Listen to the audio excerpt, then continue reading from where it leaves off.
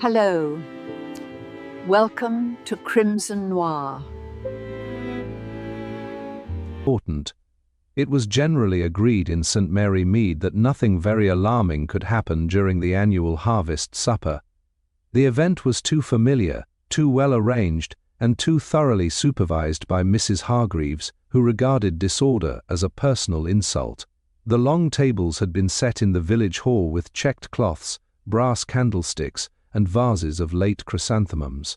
There were pies from the bakery, apples from Colonel Weatherby's orchard, and a great deal of polite disagreement over whether the plum preserve was better than last year's. Miss Marple sat near the window, where the evening light fell softly across her knitting. She appeared to be listening to Mrs. Bantry's remarks about the vicar's new curate, but her eyes moved quietly about the room. There was Mr. Lionel Ferris, the retired solicitor, laughing rather too loudly at nothing. There was his nephew, Paul, pale and restless beside the door. There was Miss Edith Vale, who kept glancing toward the clock as though she expected time itself to betray her. At 8:30, Colonel Weatherby rose to make his usual speech. "My friends," he began, "we are gathered here tonight." The rest of his sentence was never finished. From outside, beyond the open windows, came the sharp crack of a gunshot. For one stunned moment, no one moved. Then someone screamed. Chairs overturned. Men hurried toward the door. Women clutched at one another, asking questions no one could answer. In the lane behind the hall, beneath the shadow of the old yew tree, Lionel Ferris lay motionless on the ground. His face was turned toward the village hall, as though he had been trying to return to it. No one had seen him leave. No one had seen anyone follow. Yet everyone in the hall had heard the shot. Important. Miss Marple stood very still at the window, her knitting folded neatly in her hands. "How very curious," she murmured. Mrs. Bantry, trembling beside her, whispered, "Curious? My dear, it is dreadful." "Yes," said Miss Marple softly, "dreadful indeed, but also curious, because when everyone hears the same thing they are often quite certain they understand it." Her eyes rested on the dark lane beyond the glass. "And certainty," she added gently, "can be a very dangerous thing." Important. For several moments after the discovery, confusion ruled the village hall completely. Voices overlapped in frightened bursts, chairs scraped loudly against the wooden floor, and people crowded near the doorway despite repeated instructions to stand back. The cheerful warmth of the harvest supper had vanished as though extinguished by the single violent sound from the lane. Colonel Weatherby recovered first. "Please," he barked sharply. Everyone remained calm.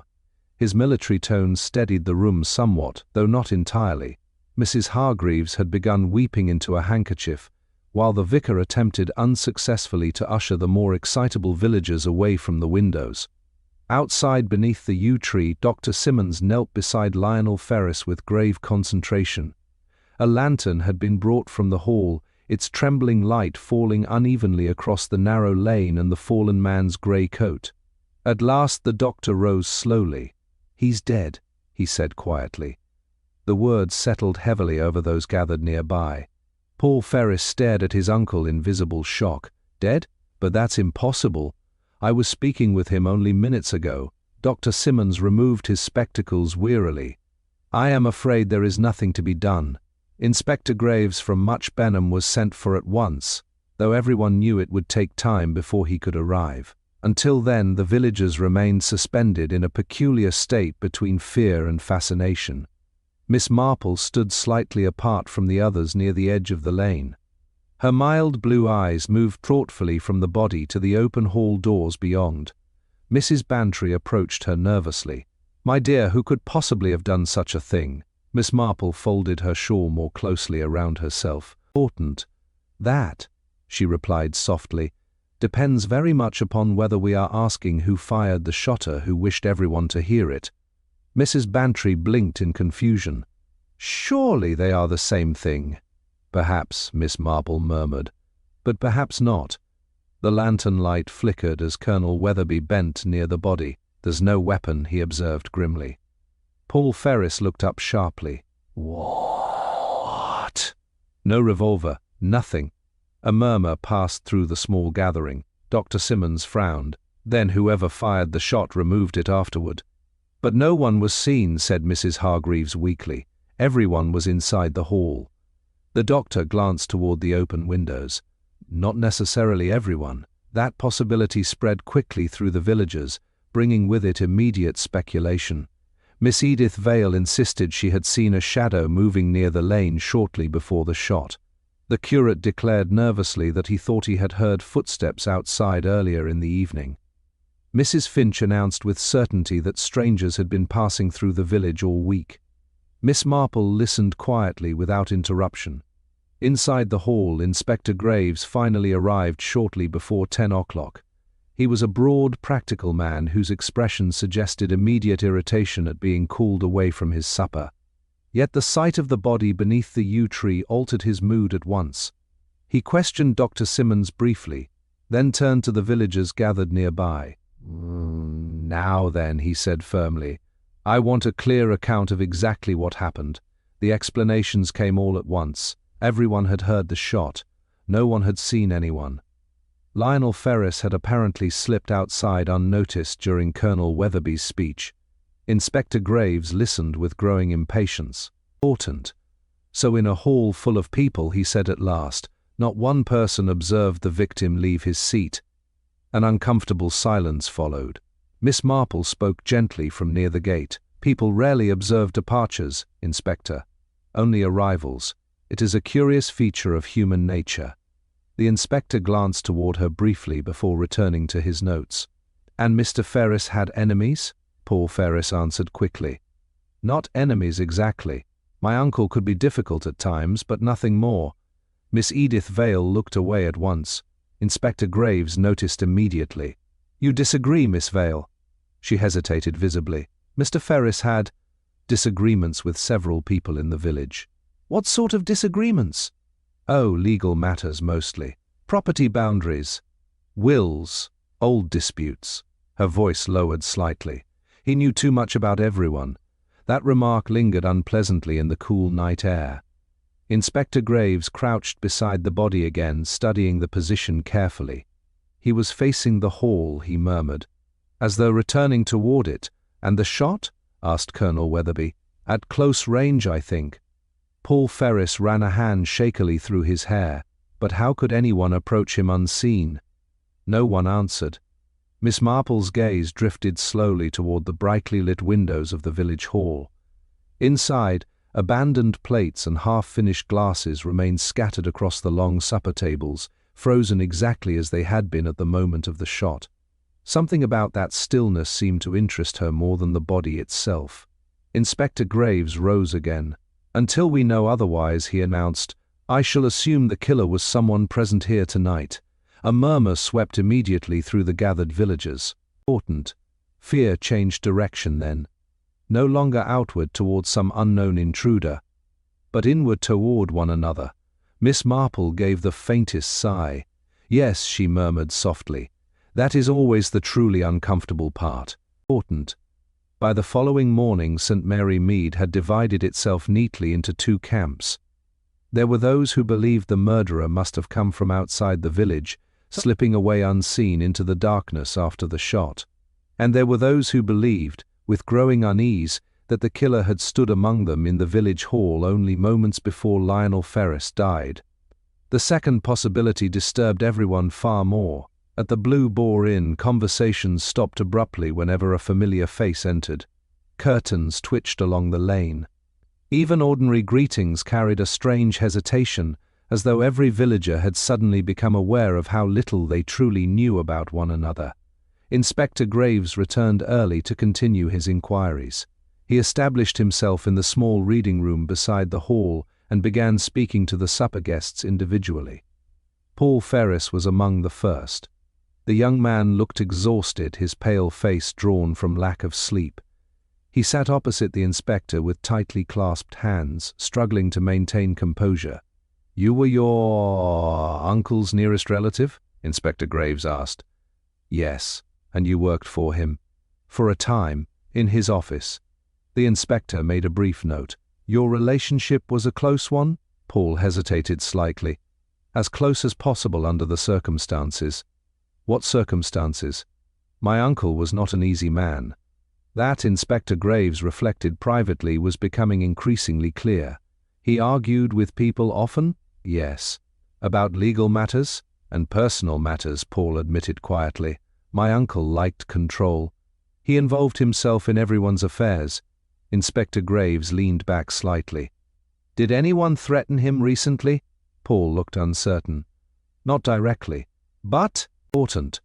There were disagreements over a property dispute involving Miss Vale's family. He hesitated again. And Colonel Weatherby was furious about changes to a land agreement last month.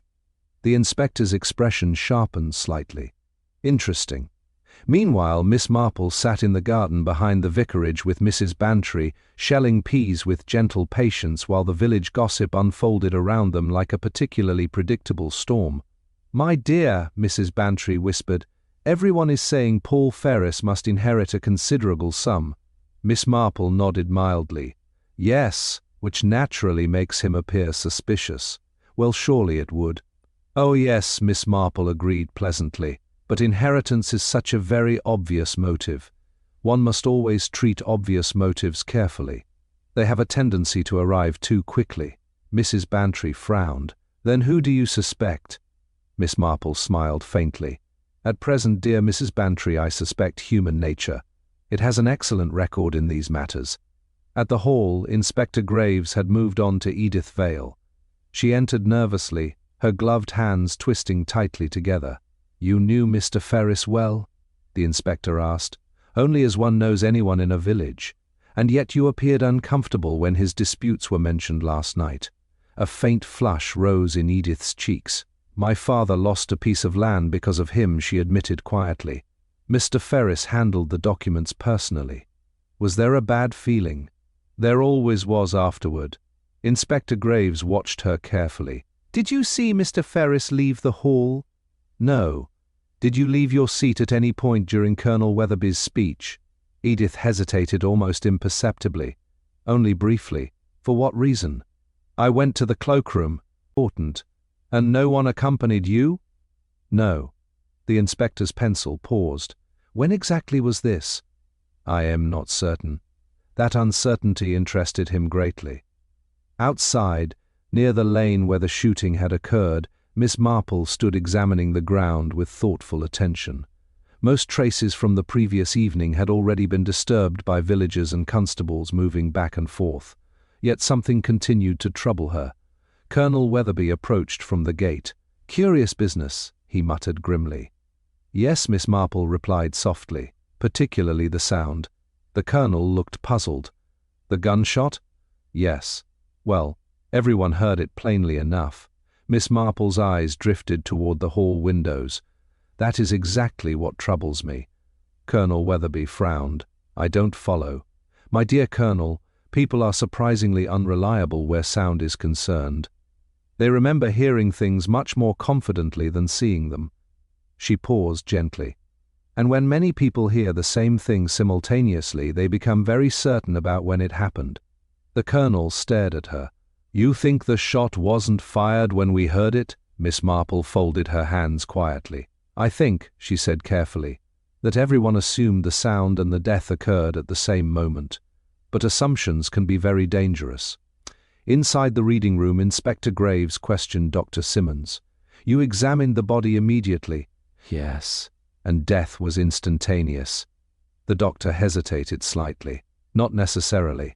The inspector looked up sharply. What do you mean? The wound was certainly fatal, but I cannot say with complete confidence precisely how many minutes had passed before the body was discovered. A silence settled over the room. Important.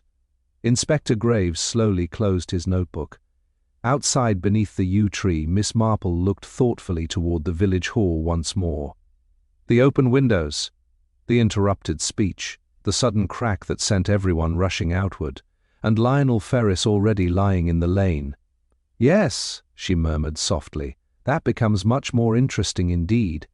For the first time since the investigation began, she felt quite certain that the villagers had all made the same mistake.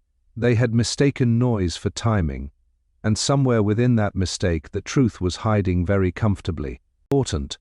Inspector Graves spent most of the afternoon reconstructing the exact movements of everyone present at the harvest supper. It was a frustrating task. The villagers remembered conversations, jokes, and half-finished remarks with remarkable clarity, yet few could state confidently where any particular person had been at the precise moment of the gunshot. The more the inspector listened, the less certain the timeline became. At 3:30, he gathered several of the principal guests back inside the village hall. The abandoned decorations from the supper still remained in place, though the cheerful atmosphere had long since vanished. The brass candlesticks and faded chrysanthemums now seemed oddly theatrical beneath the daylight. "I want each of you," Inspector Graves said firmly, "to describe exactly what happened after Colonel Weatherby began speaking." Colonel Weatherby himself stood near the platform, arms folded stiffly across his chest. "I had just thanked Mrs. Hargreaves for organizing the supper," he said. "Then the shot interrupted me." Mrs. Hargreaves dabbed anxiously at her eyes. Everyone jumped at once. "Yes," said the inspector, "but before that?" There was a pause. Paul Ferris spoke quietly. "My uncle wasn't beside me anymore." Inspector Graves looked up sharply. "You noticed that before the shot?" "I am not certain." Paul frowned slightly. "I think so."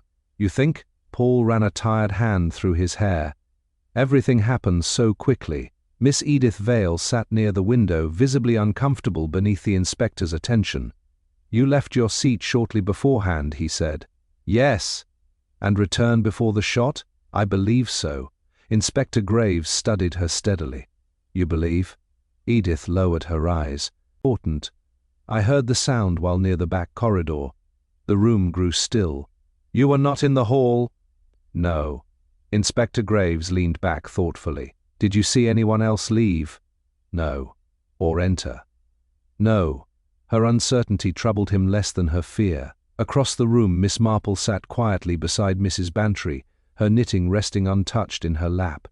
To most observers she appeared merely elderly and harmless, but her eyes moved thoughtfully from face to face. People were not remembering events, she reflected. They were remembering the shock afterward, and that was quite different. Inspector Graves turned toward Dr. Simmons. "You stated earlier that death may not have been immediate." The doctor nodded reluctantly. "Only that I cannot determine the precise interval with certainty." "How long an interval?" "A few minutes, perhaps." A murmur passed through the room. Inspector Graves folded his arms slowly. So Lionel Ferris could already have been lying in the lane before the shot was heard. The silence deepened noticeably. Mrs. Hargreaves gave a nervous laugh. "But that would be absurd." "Would it?" Miss Marple asked gently. Everyone turned toward her. She smiled faintly. People are often surprisingly willing to connect two dramatic events merely because they occur close together. Inspector Graves looked thoughtful. "You believe the shot may have been intended as a distraction?" "Oh yes," Miss Marple replied softly. "And a very successful distraction, too." Colonel Weatherby frowned heavily. "But if Ferris was killed earlier, why fire a gun afterward at all?" Miss Marple considered. "To create certainty," she said at last. The sound gave everyone a precise moment to focus upon. Once people heard the shot, they stopped questioning when Mr. Important Ferris had actually died. Inspector Graves stared at her for several seconds. Then he rose abruptly. "The lane," he muttered. "Everyone rushed there immediately after hearing the shot." "Yes," said Miss Marple quietly, which meant no one examined the hall itself very carefully. The inspector left at once for the rear corridor near the kitchens. Miss Marple followed more slowly with Mrs. Bantry beside her. "What are we looking for?" Mrs. Bantry whispered. "Something overlooked," Miss Marple murmured. The corridor behind the hall was narrow and dim, leading toward the service entrance and cloakroom. Inspector Graves examined the floorboards carefully while the constable held a lantern nearby despite the fading daylight. At first nothing appeared unusual. Then the inspector stopped suddenly near the open storage cupboard beside the back door. "What's this?" Inside the cupboard, partly concealed beneath folded table linens, lay an old starting pistol used years earlier for village races and fêtes. The constable stared. "Good Lord." Inspector Graves picked it up carefully. "Whodunit?" "One blank recently fired," he said grimly after examining the chamber. Mrs. Bantry gasped softly. Miss Marple's expression remained thoughtful rather than surprised. "Yes," she murmured. "That explains the sound very neatly." Inspector Graves looked at her sharply. "You suspected this?" "Not precisely, but the gunshot itself felt curiously theatrical." She folded her hands gently. "Real violence is often untidy and confusing. This felt arranged." The inspector's expression darkened. "If the shot was fired inside the hall corridor," he said slowly, "then everyone would naturally rush outside toward the lane." "Exactly," said Miss Marple. "And meanwhile the killer needed only to ensure Mr. Important Ferris' body was discovered at the appropriate moment." A heavy silence settled over the narrow corridor. Inspector Graves looked toward the storage cupboard thoughtfully. "This changes the case entirely." Miss Marple glanced quietly toward the hall beyond, where the long supper tables still stood exactly as they had the previous evening. "No," she said softly. "Not entirely. It merely changes the timing." The inspector frowned slightly. "You already know something more." Miss Marple smiled faintly. "I know," she replied gently, "that whoever arranged the false gunshot understood crowds very well. They relied upon panic, confusion, and assumption." Her eyes drifted toward the hall doorway, "which suggests someone very familiar with village gathering sand with human behavior." Inspector Graves slowly lowered the pistol, and for the first time since the investigation began, suspicion no longer pointed outward toward some unseen intruder. It had turned decisively inward. Important. The discovery of the starting pistol altered the atmosphere in St. Mary Mead more dramatically than the murder itself had done. Until then, many villagers had clung to the comforting belief that some unknown outsider must somehow be responsible. But the pistol had belonged to the village hall for years. Only someone familiar with the harvest supper arrangements would have known where it was kept. The realization spread quickly and unpleasantly. By evening, conversations had grown guarded even among close friends. Doors closed earlier than usual, and people who had lived beside one another for decades now exchanged cautious glances over garden hedges. Inspector Graves returned once more to the village hall with renewed determination. The false gunshot had proved the murder was carefully staged, but it had also narrowed the field considerably.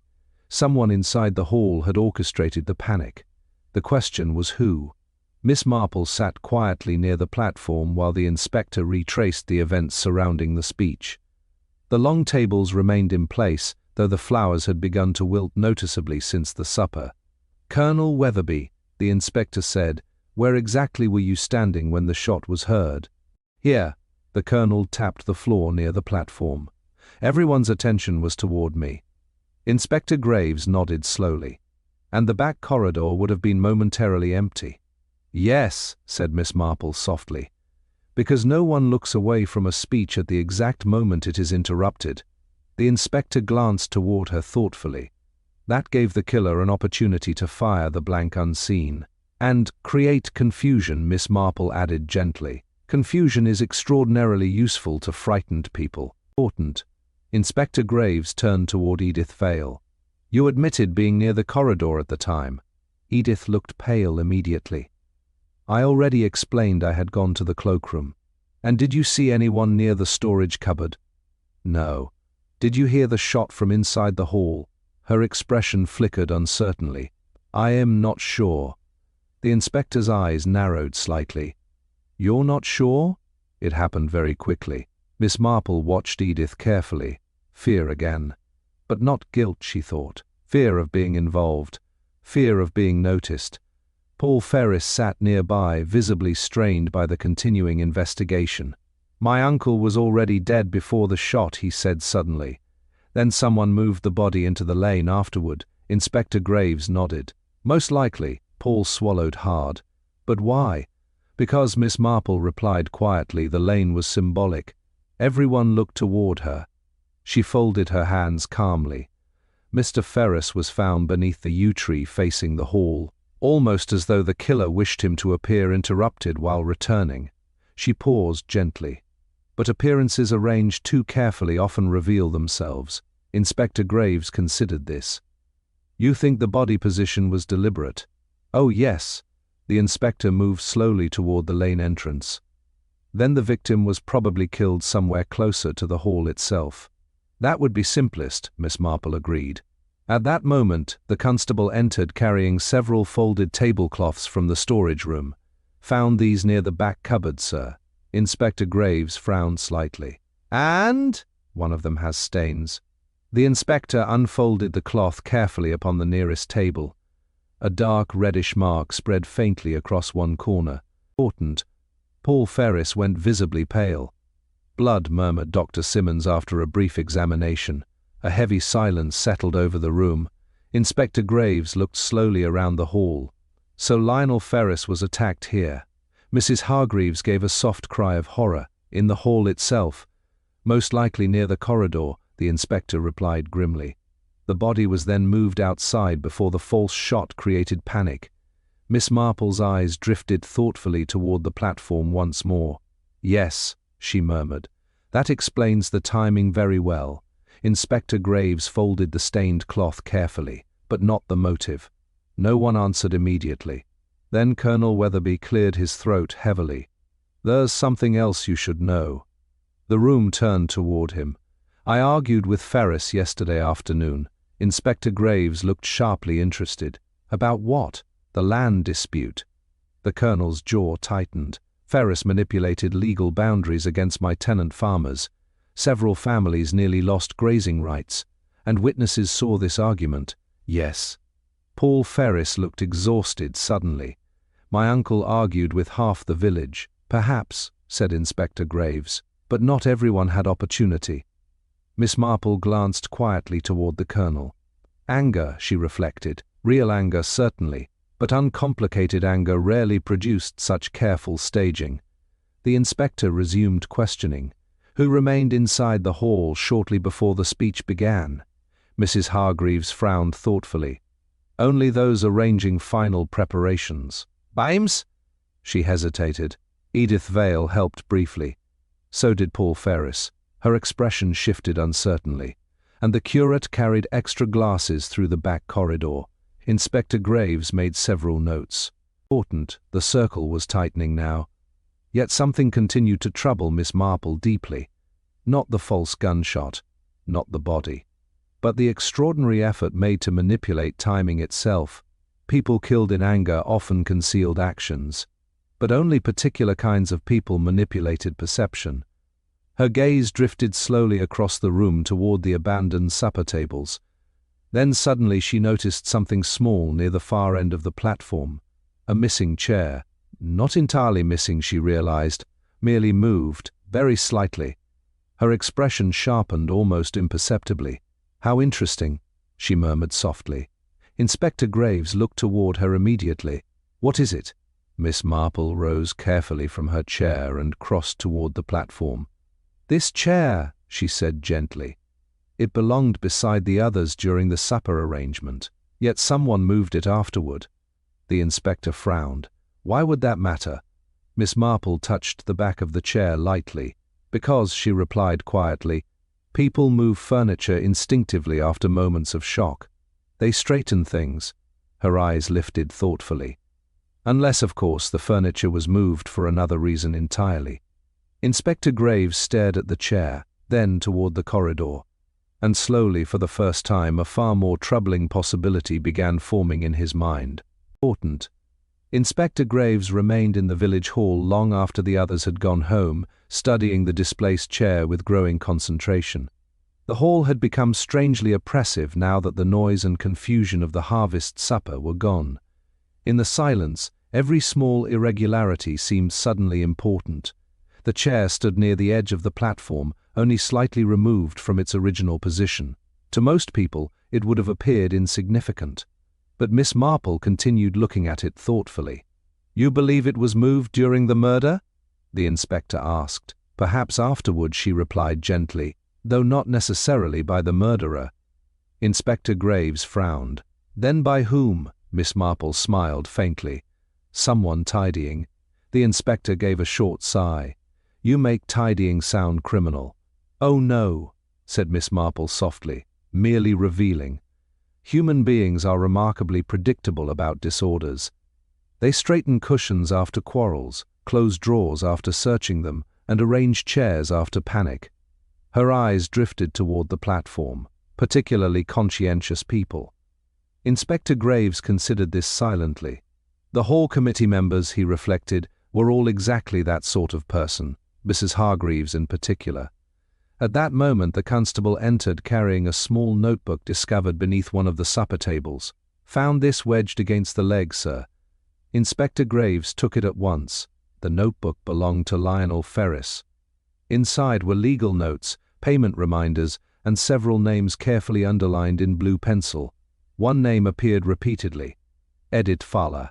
The inspector looked up sharply. Miss Marple watched him quietly. "There was more between them than a land dispute," he murmured. "Important." The final pages revealed increasingly personal entries, references to debts, meetings, pressure. One unfinished note caught the inspector's immediate attention. "EV refuses to accept reality. If she continues resisting, I shall have no choice but to proceed publicly." Inspector Graves closed the notebook slowly. "Well," he said grimly, "that explains Miss Vale's nervousness." The following morning Edith Vale was questioned again in the reading room beside the hall. She looked exhausted now, her earlier composure nearly gone. Inspector Graves placed the notebook before her. "You recognize this?" Edith went pale instantly. "Yes. These references concern you." She said nothing. Inspector Graves' voice softened slightly. "Miss Vale, what exactly was Lionel Ferris threatening?" Her hands trembled visibly. "My father borrowed money years ago," she whispered. "After his death, Mr. Ferris controlled everything. The house, the land. He kept extending deadlines until—" She stopped. Until he wanted me to marry him." The silence that followed felt heavy and unpleasant. Inspector Graves stared at her. "He proposed this arrangement directly?" "Yes." Her voice broke slightly. "And when I refused, he threatened scandal and eviction."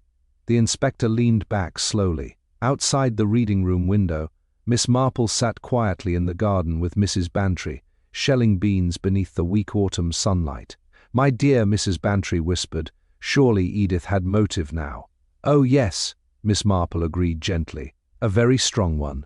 "Well then, but motive alone explains very little." Miss Marple folded another bean carefully. "Many people wish dreadful things upon unpleasant men. Very few arrange theatrical deceptions involving timing, crowd panic, and false gunshots." "Important." Mrs. Bantry frowned. "Then you still think someone clever is involved?" Miss Marple's eyes drifted thoughtfully toward the hall. "Yes," she murmured, "someone orderly, someone accustomed to organizing events and controlling movement." At that same moment, Inspector Graves questioned Mrs. Hargreaves about the harvest supper preparations. The woman appeared deeply distressed merely to be involved. "I cannot bear all this suspicion," she said tearfully. "We only wanted a pleasant evening for the village." "You supervised the seating arrangements?" "Yes." "And the platform?" "Of course." Inspector Graves looked toward the hall. "Then you would notice if furniture had been moved afterward."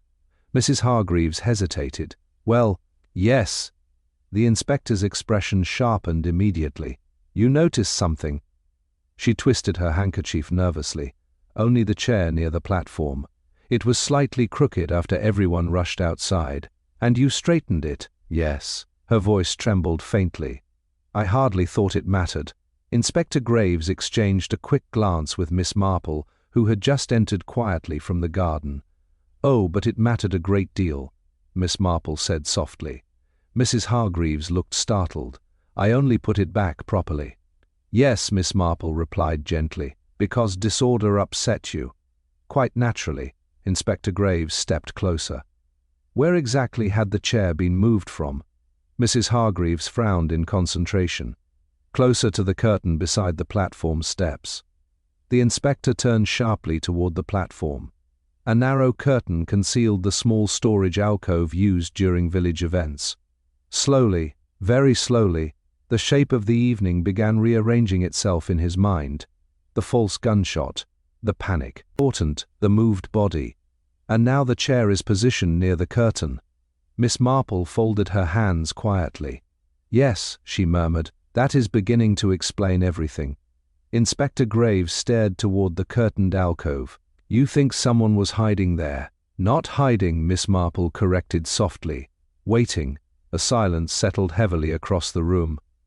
Because if someone had remained concealed near the platform during the speech, then they did not need to slip unseen from the hall at all. They had already been exactly where everyone expected them to be. Important. The discovery concerning the platform curtain altered the investigation more profoundly than Inspector Graves cared to admit aloud. Until then he had focused upon movie men who left the hall, who might have slipped unseen into the lane. But now a different possibility has emerged entirely. The killer may never have left the hall at all. That realization unsettled him deeply. Late that afternoon he returned once more to the platform area with Miss Marple beside him. The curtain hung quietly over the narrow alcove, its dark folds appearing harmless enough in the fading light. Inspector Graves pulled it aside. Inside stood stacks of folded chairs, old banners from previous fetes, and a narrow stool positioned near the rear wall. The inspector frowned immediately. That stool wasn't mentioned. Miss Marple shook her head softly. Because no one noticed it. People rarely observe what appears ordinary. Inspector Graves crouched beside it carefully. Dust covered most of the alcove floor, but near the stool the surface had been disturbed recently. Someone stood here during the supper, he murmured. Yes, waiting to fire the starting pistol. Miss Marple folded her hands quietly, and listening to Colonel Weatherby's speech. They needed the exact interruption point. The inspector looked sharply toward her, meaning the timing was planned in advance. Oh yes, Miss Marple replied gently. Very carefully indeed. At that moment Paul Ferris entered the hall unexpectedly. He appeared exhausted, his face strained from another sleepless night. Inspector Graves straightened slowly. Mr. Ferris. Paul glanced uneasily toward the curtained alcove. You've found something. Possibly. The inspector studied him carefully. Important. Tell me, did your uncle know about Miss Vale's debts? Paul hesitated. Of course. And he intended to force her marriage? A shadow crossed Paul's face. My uncle liked control, he said quietly, particularly over vulnerable people. Miss Marple watched him thoughtfully. Not grief now, she reflected. Bitterness. Old bitterness. Inspector Graves moved closer. You argued with your uncle often? Yes. About Miss Vale? Paul looked away. Among other things. A silence settled briefly between them. Then Miss Marple spoke softly. You are fond of Miss Vale, I think. Paul looked startled. That is hardly relevant. Oh, I think it is very relevant, Miss Marple replied gently. Affection frequently is. Paul's composure faltered slightly. Inspector Graves noticed immediately. You wish to protect her from your uncle. Paul said nothing. The inspector folded his arms. And your uncle's death conveniently frees her from both debt and coercion. Paul looked sharply angry for the first time. You make it sound calculated. Wasn't it? The young man stared at him for several tense seconds before turning away. I didn't kill him. The denial came too quickly. Miss Marple's eyes narrowed almost imperceptibly. Fear again, but different from Adrian Bell's fear in the Hawthorne Lodge case, she reflected silently. This was not fear of exposure. It was fear of blame. Outside the hall, Edith Vale waited anxiously near the church gate. When Paul emerged moments later, she moved toward him at once. What did they ask you? Everything. Edith looked pale beneath the fading daylight. They suspect us. Paul laughed bitterly. Everyone suspects everyone now. Miss Marple, passing quietly nearby with Mrs. Bantry, overheard the exchange without appearing to do so. Important. How tragic, Mrs. Bantry whispered afterward. The poor girl looks terrified. Yes, said Miss Marple softly, but terror can come from many causes. One must never confuse terror with guilt. Meanwhile, Inspector Graves remained inside the hall studying the alcove carefully. Something still troubled him. If the killer waited there during the speech, then they must already have arranged the body in the lane beforehand. That required time, and privacy. His thoughts returned suddenly to the moved chair, not merely disturbed during panic, positioned deliberately beside the curtain, as though someone had needed temporary access behind the platform unnoticed. The inspector turned abruptly toward the constable. "What's directly behind this wall?" "The storage passage, sir.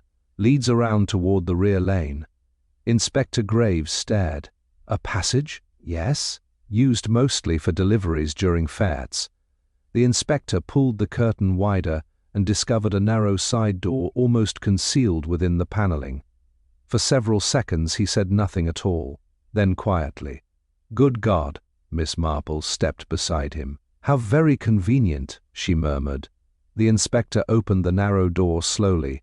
Beyond lay the dim storage passage leading directly toward the lane behind the hall. Everything shifted at once. The killer had not needed to move through crowded rooms or vanish mysteriously after the shot. They had possessed a hidden route all along. Inspector Graves turned sharply back toward the hall. "Who knew about this passage?" Mrs. Hargreaves answered nervously from the doorway where she had just appeared. "Only committee members mostly, those who organize village events."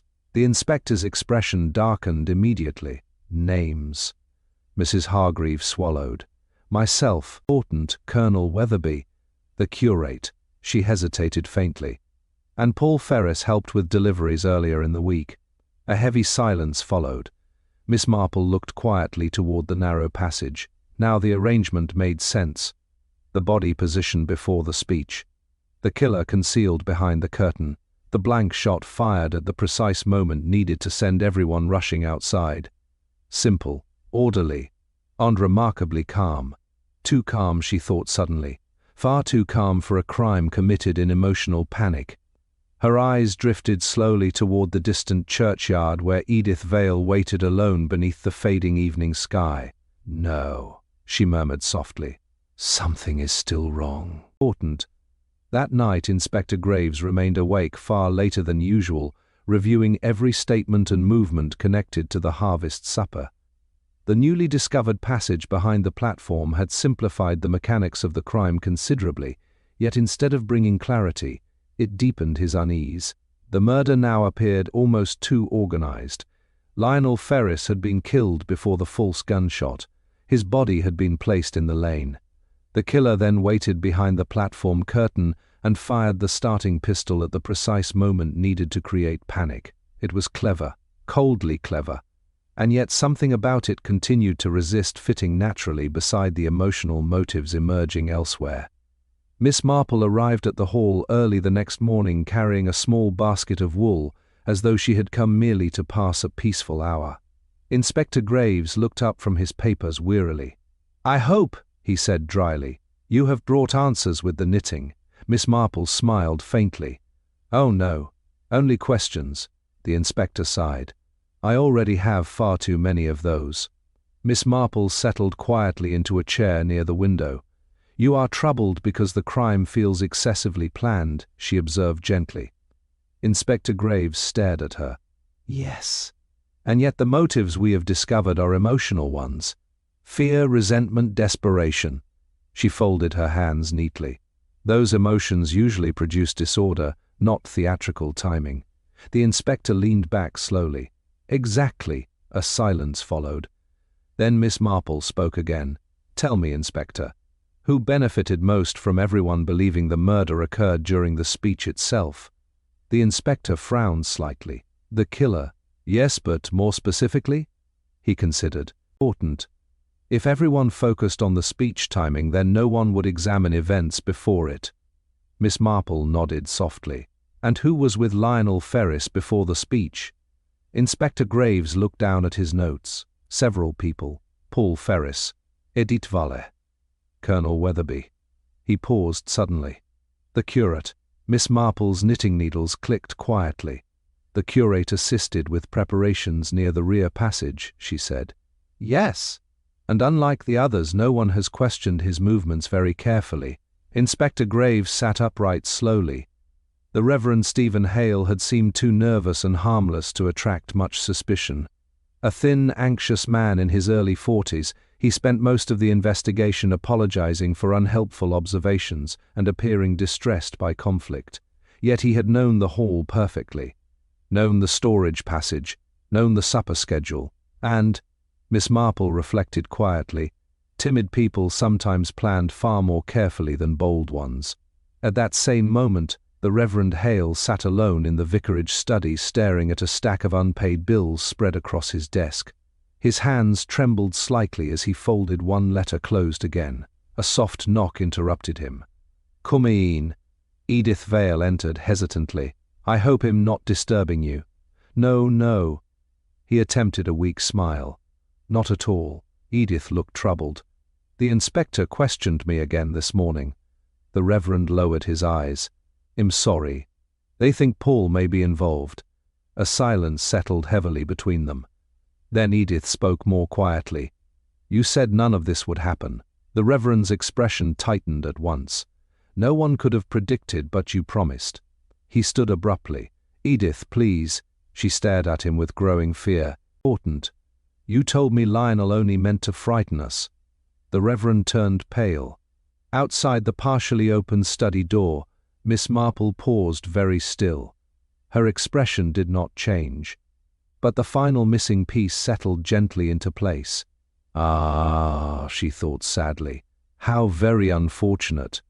Later that afternoon, Inspector Graves gathered several villagers once more inside the hall. The autumn light slanted faintly through the high windows, illuminating the abandoned supper decorations with an almost melancholy softness. The Reverend Hale stood near the back, uneasily avoiding Miss Marple's eyes. Inspector Graves addressed the room calmly. "One matter has continued troubling me," he said.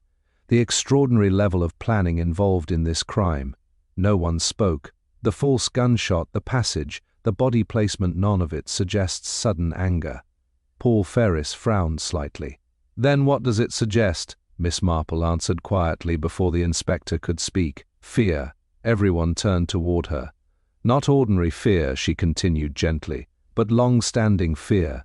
The kind that grows slowly until people begin believing desperate actions are reasonable." The Reverend Hale's face lost color immediately. Inspector Graves noticed. Miss Marple's voice remained soft. "Lionel Ferris controlled many people through pressure and humiliation. Miss Vale was not the only one burdened by debt." The Reverend looked down sharply. Inspector Graves stepped forward slowly. "You borrowed money from Ferris." The Reverend swallowed visibly. "Yes, and recently he threatened exposure." Silence. "He intended to inform the bishop about gambling debts," Miss Marple said quietly, "which would end your position here entirely." The Reverend's hands trembled faintly. Paul Ferris stared in shock. "Important. You?" Inspector Graves' voice hardened. "You organized the hall preparations. You knew the passage, the storage cupboard, and the supper timing." The Reverend closed his eyes briefly. "No," Edith whispered suddenly. "No." But Miss Marple was already watching the curate carefully. Not guilt exactly. Not yet, but collapse. The slow collapse of someone who had lived too long under unbearable pressure. And she knew then that the truth was very near indeed. Important. The silence inside the village hall seemed to deepen after Miss Marple's words. No one moved for several seconds. The Reverend Stephen Hale stood near the rear wall with his hands clasped tightly before him, his pale face drained almost entirely of color. Inspector Graves watched him steadily. "You were in serious financial difficulty," the inspector said quietly. The Reverend swallowed visibly. "Yes, and Lionel Ferris knew it." "Yes." "He threatened exposure?"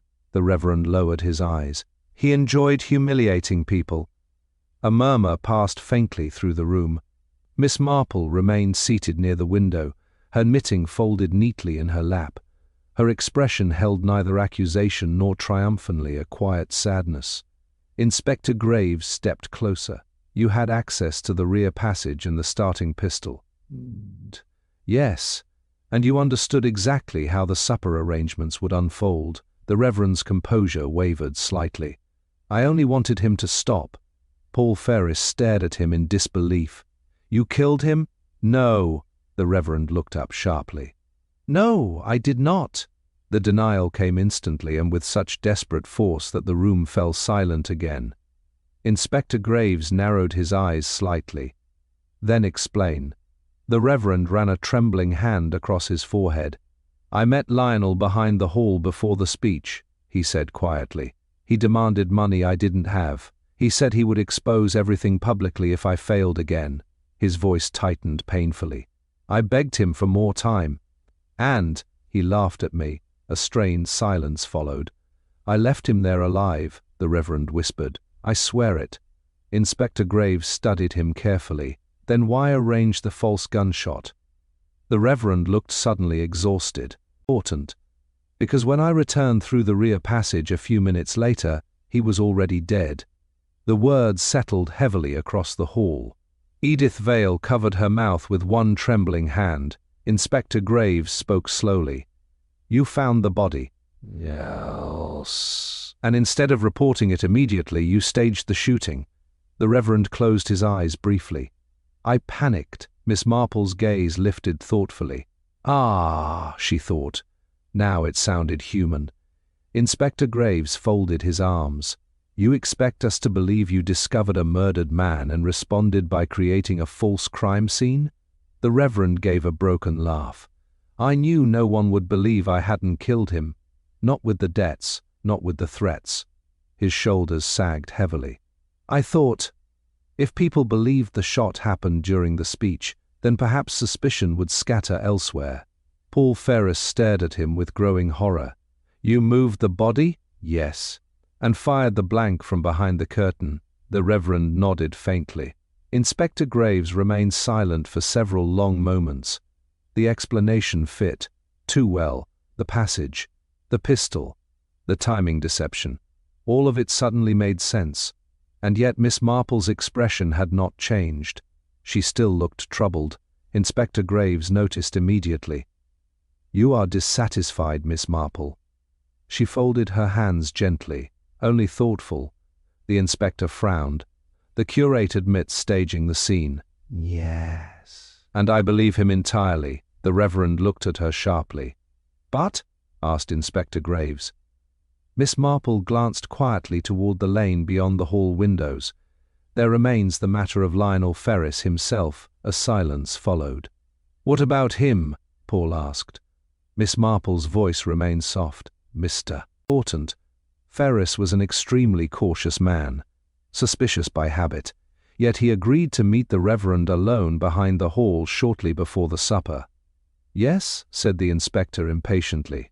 And such men rarely remain calmly waiting in dark lanes after unpleasant conversations. They leave.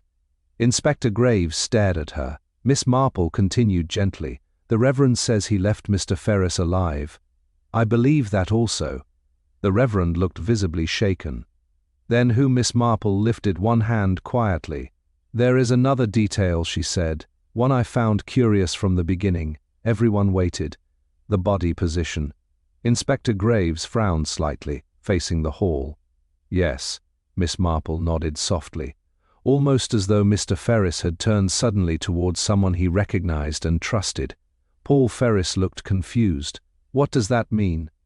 It means, Miss Marple replied gently, that the killer approached him openly, not from hiding. Inspector Graves' expression sharpened immediately, and Ferris felt no danger. Exactly. A heavy silence settled once more across the room. Miss Marple's eyes drifted slowly from face to face. Mr. Ferris was manipulative, controlling, and cruel in many ways, but he also possessed excellent instincts about people. She paused softly. He would not stand calmly with someone he feared. The inspector turned slowly toward Paul Ferris. The young man had gone completely still. No, Miss Marple said quietly at once. Not Paul. Everyone looked at her. He loved Miss Vale. His anger toward his uncle was emotional and obvious. Her eyes shifted gently elsewhere. No. The truly dangerous people are often those whose resentment becomes invisible through long habits. The Reverend stared at her suddenly. Important. Then, very slowly, his expression changed. Shock, recognition, and horror. Oh God, he whispered. Inspector Graves looked sharply toward him. What is it? The Reverend swallowed hard. "Before I left the lane." His voice trembled faintly. "Someone else arrived." The room went silent. "Who? Who?" demanded the inspector. The Reverend closed his eyes briefly. "Colonel Weatherby." A stunned stillness followed. Miss Marple lowered her gaze softly. "Yes," she thought sadly. "Now at last everything fits together perfectly." Important. The revelation concerning Colonel Weatherby settled over the village hall with almost physical weight. For several moments no one spoke at all. The colonel himself stood near the platform, rigid and expressionless, though a faint flush had risen slowly along his weathered face. Inspector Graves turned toward him carefully. "You met Lionel Ferris behind the hall after the Reverend left." Colonel Weatherby gave a short, humorless laugh. "So now we arrive at it." His voice carried none of the outrage one might expect from an innocent man. Instead, there was exhaustion in it, old exhaustion. Paul Ferris stared at him in disbelief. "You killed him?" The colonel's jaw tightened. Inspector Graves stepped forward. "I think you had better explain exactly what occurred." For several seconds Colonel Weatherby remained silent.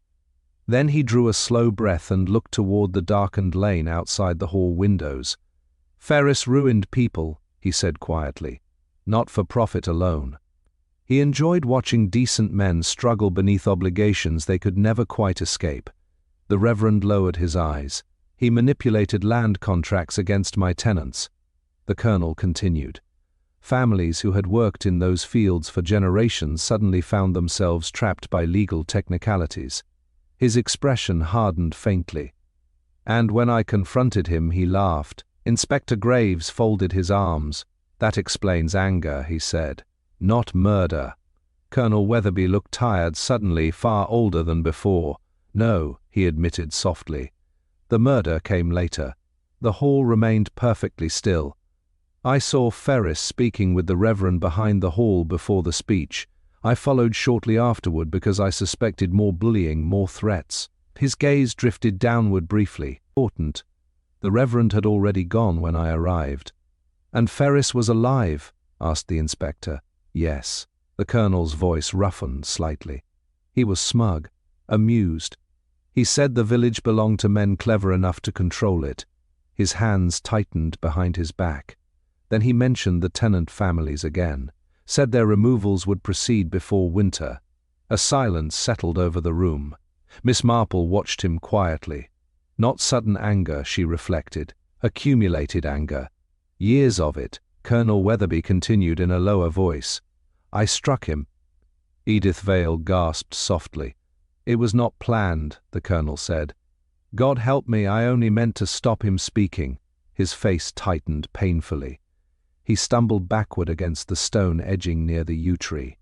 Inspector Graves spoke quietly. "And the injury killed him?" "Yes."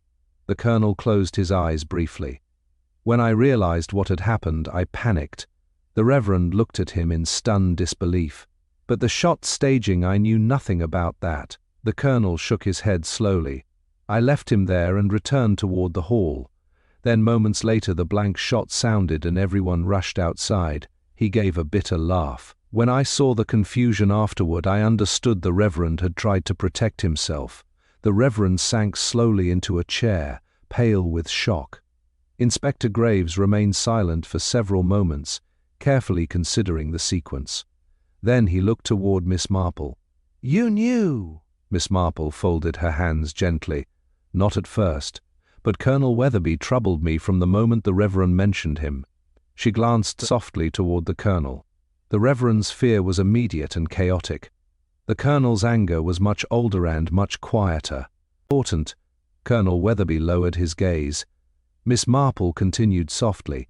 "People often mistake calmness for innocence. But calm resentment can become extraordinarily dangerous when it has been fed for years." Paul Ferris stared numbly toward his uncle's killer. "You could have told someone," he whispered. The colonel looked at him sadly. "And say what? That I lost control like a drunken fool outside a village supper?" He shook his head faintly. "No. I told myself it was accidental. Then the false shooting created confusion, and I lacked the courage to correct it." Inspector Graves stepped forward at last. "Colonel Weatherby," he said quietly, "I must ask you to come with me." The colonel nodded once without resistance. As the inspector led him toward the doorway, the hall seemed strangely smaller than before, as though the long tension holding the village together had finally collapsed beneath the truth. The Reverend remained seated with his face in his hands. "I thought I had caused all this," he murmured brokenly. Miss Marple looked at him kindly. "In a way, you nearly did. Panic is often more destructive than guilt itself." Outside, the autumn evening had settled cold and still across St. Mary Mead. The lane behind the hall lay quiet beneath the old yew tree, giving no sign now of violence or deception. Mrs. Bantry moved closer to Miss Marple as the others slowly dispersed. "My dear," she whispered, "what a dreadful business." "Yes," Miss Marple replied softly, "because no one involved was entirely wicked, merely frightened, proud, angry, or desperate." She gave a faint sigh. "That is what makes such things so sad." Mrs. Bantry glanced toward the empty lane. "And the shot?" Miss Marple smiled faintly. "In the end, it was only noise. Important. Yet everyone trusted it more than their own observations." Her eyes drifted thoughtfully toward the darkened hall windows. People so often believe the loudest thing must also be the truest. She adjusted her shawl gently around her shoulders. Then, with one final thoughtful glance toward the quiet village, Miss Marple turned and walked slowly home through the cold autumn mist, leaving behind a mystery solved not by weapons or science, but by understanding the fragile and deeply human fears hidden within ordinary hearts.